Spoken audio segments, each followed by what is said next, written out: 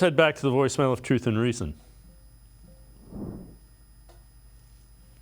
This is Keith calling from Columbus, and a very calm demeanor considering last night. Not going to overreact. So, one, I would try to go get Jonathan Taylor, whatever it takes to get him, since we're allegedly all in for the season. Two, yeah, Deshaun is still not playing up to par, but when I look across the league, all of the so-called good quarterbacks are struggling.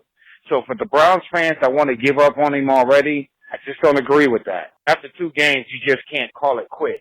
Try to get Jonathan Taylor, then if you can't get him, then you go for what you can get. Go all in, try to get him. Don't tell me it can't be done. It can be done if they really want it. Thank you guys for allowing me to call all the time, and I am still loyal dog pound. As always, appreciate all the voicemails. Tyler, they don't want to give up. Colts made it clear, and Irsay, their owner, got involved and dug in.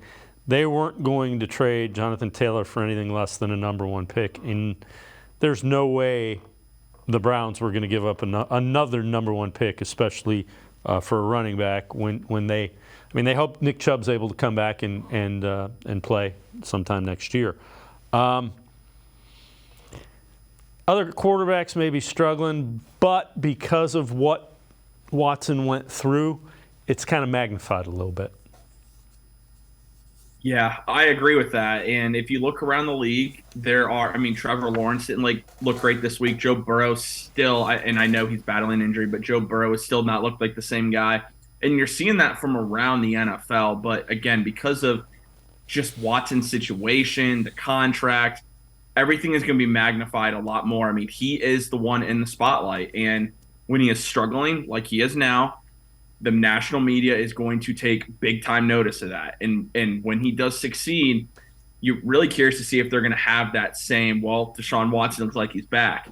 So, yeah, it's true. All the quarterbacks in the league, a lot of them are still struggling right now. And I think that has to do with, Dave, these players need to be playing in the preseason.